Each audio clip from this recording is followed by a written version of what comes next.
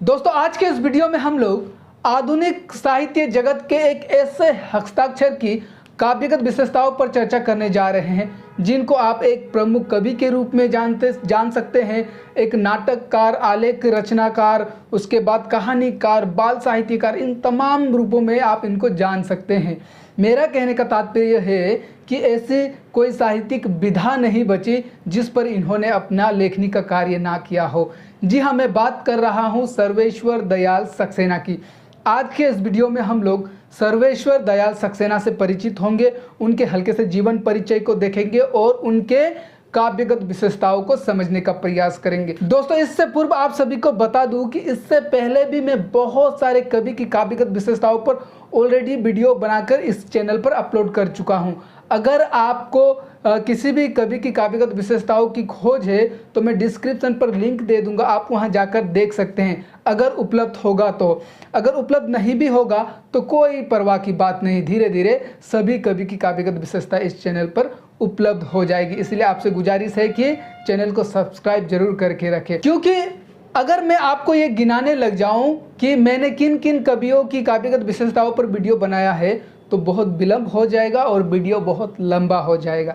इसीलिए मैं डिस्क्रिप्शन पर लिंक दे दूंगा, आप वहां जाकर देख सकते हैं। तो चलिए गाइस, आज के विषय को और विलंब ना करते हुए शुरू करते हैं। विषय को शुरू करने से पहले नमस्कार दोस्तों, दिस इज सागर विश्वकर्मा और आप सभी का मेरे way to learning SB channel में बहुत बहुत स्वागत है। तो सबसे पहले आप प्रस्तावना लिखिए। प्रस्तावना में आप लिखिए कि सर्वेश्वर दयाल सक्सेना आधुनिक हिंदी जगत के एक ऐसे हस्ताक्षर है जिनकी लेखनी से कोई भी साहित्यिक विधा अछूती नहीं, फिर वो चाहे कहानी हो, कविता हो, नाटक हो, आलेख हो या फिर बाल साहित्य हो। जी हाँ, सर्वेश्वर दयाल सक्सेना को बाल साहित्यकार के रूप में भी जाना जाता है। सर्वेश्वर दयाल सक्सेना प्रयोगवाद से लेकर नई कविता तक के रचनाकारों में प्रमुख है। ठीक है, तो इन्होंने कहने का तात्पर्य कि प्रयोगवाद से अपनी लेखनी प्रारंभ की और नई कविता तक ये लिखते रहे, तो इन सभी युगों में, इन सभी कालों में ये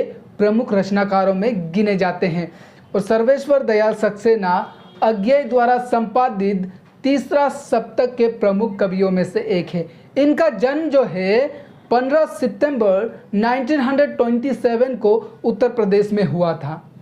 इन्होंने अपना जीवन का सफ़र जो है एक छोटे से गांव से कर असीम ऊंचाइयों को हासिल किया था। कहने का तात्पर्य कि इन्होंने अपना जीवन का शुरुआत जो है, जीवन का सफ़र जो है वो एक छोटे से गांव से प्रारंभ किया, परंतु इन्होंने साहित्य जगत को जो दिया और जिस प्रकार से इन्होंने साहित्य रचनाएं लिखी, इन्होंने एक असीम ऊंचाइयों को हासिल किया है। सक्सेना जी ने अपने बीए और एमए की परीक्षा जो है वो इलाहाबाद से उत्तीर्ण की थी। ठीक है, और 1964 को अज्ञेय के सलाह अनुसार इन्होंने रेडियो की नौकरी जो है वो छोड़ दी और दिनमान पत्रिका द्वारा साहित्य से जुड़ गए और वही साहित्य में अपना योगदान देने लगे। सन 1983 को इनको इनकी कविता संग्रह खूंटियों पे टंगे लोग के लिए साहित्यिक अकादमी पुरस्कार से नवाजा गया।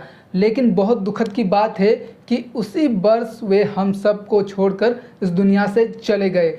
परंतु कोई बात नहीं, भले ही वो इस दुनिया से चले गए परंतु जाते जाते अपने साहित्य में हम लोगों के बीच अमर हो गए। तो अब आगे हम इनकी काव्यगत विशेषताओं को देखेंगे बिल्कुल उदाहरण सहित। दोस्तों सर्वेश्वर दयाल सक्सेना की काव्यगत विशेषताओं पर तैयारी करते हुए जब मैंने कोटेशन के लिए उदाहरण देखे तो कहीं कहीं मुझे कन्फ्यूज़न हो गया कि मैं किन उदाहरण को दूं। कहने का तात्पर्य कि एक उदाहरण देखता हूं वो भी उसके लिए सटीक रहता है, दूसरा देखता हूं वो भी सटीक रहता है। अब मैं कन्फ्यूज़ा गया कि किस उदाहरण को आपको दूं, इसलिए हो सकता है कहीं कहीं मैंने दोनों ही उदाहरण को दिए होंगे, क्योंकि इनकी इतनी सारी कविताएं हैं और उदाहरण की बात करें तो हर कविता में एक एक उदाहरण मिल जाती है हर बिंदु के लिए, तो बहुत सारे उदाहरण हैं। तो आपको जो सहूलियत लगे उस उदाहरण को आप लिख लीजिए, याद कर लीजिए, या फिर हो सके तो दोनों ही उदाहरण को भी लिख लीजिए। इसमें कोई हानि तो है ही नहीं, हो सकता है लाभ होगी लेकिन हानि तो होगी नहीं। ठीक है, तो चलिए अब उनके काव्यगत विशेषताओं को देखते हैं।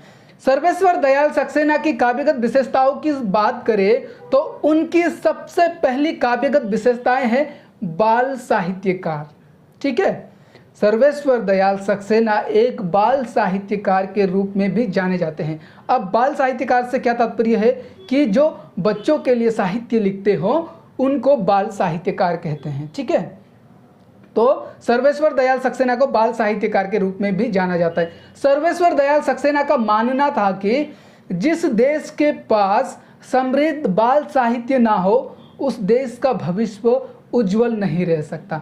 इन्होंने बहुत सारे बाल कविताएं भी लिखे, जैसे अक्की बक्की, ऊंट पर चूहे, किताबों में बिल्ली ने बच्चे दिए, उसके बाद वही घोड़ा आदि आदि बहुत सारे बाल कविताएं भी लिखे। तो उदाहरण सहित हम उनके एक बाल साहित्य से एक बहुत ही सुंदर पंक्ति को लिख सकते हैं कि उड़ते उड़ते जूता उनका जा पहुंचा जापान में, इब्न बतूता खड़े रह गए मोची के दुकान में। ठीक है, तो ये उनकी बाल कविताएं से ली गई उदाहरण है। उनकी दूसरी काव्यगत विशेषताएं हैं कटु व्यवस्था के प्रति विरोध।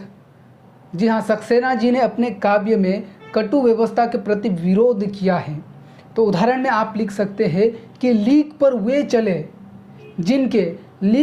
चले जिनके चरण दुर्बल और हारे हैं, हमें तो जो हमारी यात्रा से बने वही अनिर्मी पंथ प्यारे हैं। तो इस पंक्तियों को आप लिख लीजिएगा। वहीं इसी बिंदु पर आप और एक उदाहरण लिख सकते हैं कि घोंट दो मेरी आवाज़ों का गला, घोंट दो तुम, शोर वरना तेरे नक्कारों को दबा जाएगा। तो ये बहुत सुंदर उदाहरण रहेगा, तो इस उदाहरण को आप इस बिंदु पर लिख दीजिए। उनकी अगली और तीसरी काव्यगत विशेषताएं हैं यथार्थ चित्रण। जी हाँ, सर्वेश्वर दयाल सक्सेना की कविताओं में यथार्थ का चित्रण हुआ है। एक प्रकार से उन्होंने समाज की स्थितियों को, समाज के परिस्थितियों को हमारे सामने अपने कविताओं द्वारा इस प्रकार से रख दिया हो मानो वो दर्पण हो, वो आईना हो, जिस पे हमें अपना समाज का असली रूप दिखाई देता है। तो उदाहरण सहित हम उनकी एक बहुत ही छोटी कविता है, वहाँ से मैंने 2-3 पंक्तियों को ले लिया है। आप देख सकते हैं कि काम न मिलने पर अपने 3 भूखे बच्चों को लिए हुजूरी कूद पड़ी कुएं में, कुएं का पानी ठंडा था। यहाँ मैंने पूरी कविता को नहीं लिखा क्योंकि उदाहरण में मैं पूरी कविता को नहीं दे सकता, क्योंकि आप उसको याद करेंगे तो आपको कठिनाई होगी, इतना ज़्यादा आप याद नहीं कर पाएंगे। लेकिन इस कविता को आप पढ़िएगा अवश्य। ये कविता बहुत छोटी है, लेकिन छोटी होते हुए भी इसमें समाज के यथार्थ का वो वर्णन किया है कवि ने, जो शायद आज भी प्रासंगिक है और आज भी शायद समाज में ऐसी स्थिति है। कवि कह रहे हैं कि काम न मिलने के कारण हुजूरी जो अपने 3 बच्चों को लेकर कुएं में कूद पड़ी। इंसान जिए भी कैसे जिए ना, भूखा पेट इंसान कैसे जिएगा। अगर आपको अपना पेट पालना होगा तो आप काम की तलाश करेंगे, काम करेंगे, 2-4 पैसे कमाएंगे, उसके बाद अपने पेट को पालेंगे ना। अब समाज में ऐसी स्थिति थी कि काम भी नहीं मिलता। काम करना तो आप चाहते हैं लेकिन आपको करने के लिए कोई काम नहीं है। तो ऐसी स्थिति में वो खुद को और अपने 3 भूखे बच्चों को लेकर वो कुएं में कूद पड़ती है। अब उसके पास वही ऑप्शन बचा है, इसलिए वो कुएं में पड़ती है। लेकिन पता है कुएं का पानी क्या था? ठंडा था। यहाँ कवि क्या कहना चाह रहे हैं? कवि कहना चाह रहे हैं कि वो अपने 3 बच्चों को लिए भूखे वो मर गई। उनके बच्चे को किसी तरह बचाया गया, कविता को जब आगे पढ़ेंगे तो आपको ज्ञात होगा, लेकिन वो मर गई। लेकिन कुएं का पानी ठंडा है। कहने का तात्पर्य कि किसी को कुछ फर्क ही नहीं पड़ा, ना देश के राजनेताओं को फर्क पड़ा, ना उस अमीरजादों को फर्क पड़ा, किसी को कुछ फर्क नहीं पड़ा उसके मरने से। कवि ये कहने का प्रयास कर रहे हैं। और इसी बिंदु में आप और एक उदाहरण लिख सकते हैं, व्यर्थ उनको बांधना है, डूबना जो चाहते खुद अंधेरे में, कहाँ तक उनको संभालोगे भला, भागते जो रूढ़ियों के तंग गलियों में। यहाँ इन पंक्तियों में कवि ने एक प्रकार से देश के जनता के खिलाफ विद्रोह किया है। कवि कहते हैं कि असली गुनहगार तो हम हैं। बड़े लोग, अमीरजादे लोग, नेता लोग, ये समाज के ठेकेदार लोग हम पर अत्याचार करते हैं, लेकिन वे तो गुनहगार हैं ही, हम भी कम गुनहगार नहीं है, क्योंकि उनके द्वारा किए गए अत्याचारों को हम सहते हैं। और अपराध करना जितना बड़ा पाप है उतना ही बड़ा पाप सहना भी है। तो एक प्रकार से देश के जनता के प्रति विद्रोह करते हुए कवि कहते हैं कि तुम खुद भी गलत हो, क्योंकि अत्याचार को तुम सहते हो ना, इसलिए वे तुम पर अत्याचार करते हैं। अगर तुम अत्याचार के खिलाफ खड़े हो जाओगे तो धीरे धीरे वे अत्याचार जो है खत्म हो जाएगा। आज तुम अत्याचार के खिलाफ खड़े होगे, कल कोई और होगा। इस तरह से जो अत्याचार तुम पर कर रहे हैं वो भी खुद ब खुद पीछे हट जाएंगे। लेकिन क्योंकि हम पे अत्याचार होने दे रहे हैं, इसलिए ये लोग हम पे अत्याचार कर रहे हैं। तो कभी यहाँ निम्न वर्गीयों के खिलाफ क्रोधित है और वो उनको ये समझाने का प्रयास कर रहे हैं कि तुम खुद तंग गलियों में जाना चाहते हो, तुम खुद अंधेरे में डूबना चाहते हो, तो तुम्हें कैसे बचाया जाए। उनकी अगली और चौथी काव्यगत विशेषताएं हैं व्यंग्यात्मकता। आप सर्वेश्वर दयाल सक्सेना की कविताओं में पढ़ेंगे तो बहुत सारे कविताओं में उनकी व्यंग्यात्मक भावना आप देख पाएंगे। उनकी कविताओं में एक प्रकार से व्यंग्यात्मकता है और वो व्यंग तब तक करते हैं जब तक असलियत उभर कर सामने न आ जाए। तो उदाहरण में आप एक पंक्ति को देख सकते हैं, आज के ज़माने में आदमी से ज़्यादा लोग पोस्टर को पहचानते हैं, वे आदमी से बड़े सत्य हैं। तो देखिए यहाँ एक प्रकार से व्यंग्यात्मकता देखी जा रही है कि आज तत्कालीन समाज कैसा था कि लोग अब आदमी को नहीं पहचानते, उनको पोस्टर पर भरोसा है। फॉर एग्जांपल इलेक्शन लड़ने के लिए कई पोस्टर टंगाए जाते हैं ना, और बहुत सारे स्लोगन लिखे जाते हैं कि ये करूँगा वो करूँगा, तो पोस्टर पर भरोसा है उन्हें। आदमी से ज़्यादा अब पोस्टर पर भरोसा करने लगे हैं, जो दिखावा है। तो इसी बिंदु पे आप और एक उदाहरण लिख सकते हैं दोस्तों। ये जब जब सिर उठाया कविता से लिया गया है। इन कविता को पढ़ने के बाद मैं इसको भी उदाहरण में देने से पीछे नहीं हट पाया, क्योंकि व्यंग्यात्मकता के लिए ये भी बहुत सटीक बैठती है। कवि कहते हैं कि शीश झुका आओ बोला बाहर का आसमान, शीश झुकाओ आओ बोली भीतर की दीवार, दोनों ने ही मुझे छोटा करना चाहा, बुरा किया जो मैंने यह घर बनाया, जब जब सिर उठाया अपनी चौखट से टकराया। यहाँ कवि क्या कहने का प्रयास कर रहे हैं? कवि कह रहे हैं कि अब देश के समाज के ठेकेदार, नेताएं, पूंजीपति, अमीरजादे अब ये निम्न वर्गीयों को, गरीब लोगों को, इनको झुकाने में लगे हुए हैं। उनके आगे हमेशा हमें झुक कर रहना है। ठीक है, तो ये कहने का कवि प्रयास कर रहे हैं। और वही कवि व्यंग भी कर रहे हैं कि मैंने इस घर को बनाकर गलत किया। कहने का तात्पर्य कि चुनाव में मैंने इसे वोट देकर, इसे जिताकर मैंने गलत किया, क्योंकि अब जब भी मैं इस दरवाजे से निकलता हूं तो मेरा खुद का सर ही टकरा जाता है। कहने का मतलब कि जिसको हम लोगों ने अपना अमूल्य वोट देकर जिताया, आज वही हमें चोट दे रहा है। तो इस नेता को हमने बनाकर गलत किया, इस नेता को हमने मंत्री बनाकर गलत किया, मतलब घर बनाकर मैंने गलत किया। तो चीज़ों को समझने का प्रयास करिए। आपको किसी कविता की व्याख्या करने के लिए अगर आपको देंगे, परीक्षा में पूछेंगे, तो आप कविता को पढ़ेंगे, उसके अर्थ को समझने का आप प्रयास ही नहीं करेंगे और आप बोलेंगे कि नहीं, ये तो मुझसे नहीं होगा। इतनी सरल भाषा में तो लिखी गई है, तो इतनी सरल भाषा के कविता को पढ़कर भी अगर आप व्याख्या नहीं कर पाएंगे तो दोस्तों मुझे लगता है आपने हिंदी सब्जेक्ट को लेकर शायद गलती कर दी। और अगर गलती कर भी दी तो जल्द से जल्द गलती को सुधार ले, क्योंकि ये वही स्टेज है बीए और एमए।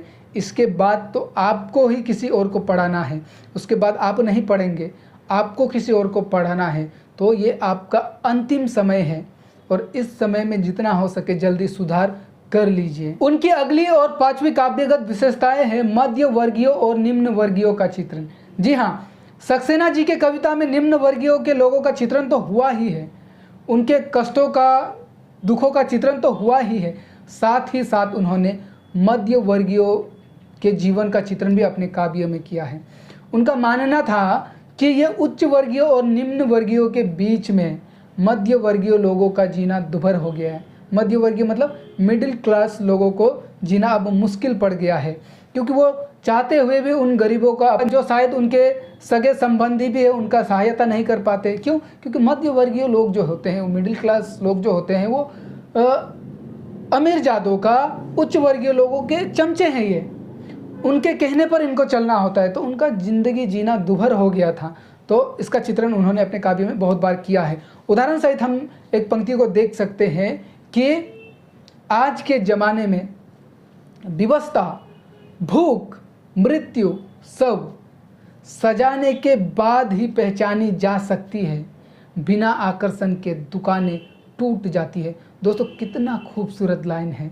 अब मैं इसकी व्याख्या नहीं बताऊं, व्याख्या करने लग जाऊंगा तो ये काव्यगत विशेषताएं जो बड़ी लंबी हो जाएगी और आप भी बोर हो जाएंगे। वहीं जैसा कि मैंने पहले भी बताया कि निम्न वर्गीयों के लिए भी इनके कविता में चित्रण देखी जा सकती है। इनके कविता में निम्न वर्गीयों के पीड़ा का चित्रण भी हुआ है। तो इसके लिए भी आप एक उदाहरण लिख सकते हैं कि नए साल की शुभकामनाएं, खेतों के मेड़ों पर उस धूल भरे पाँव को, कुहरे से लिपटे उस छोटे गांव को।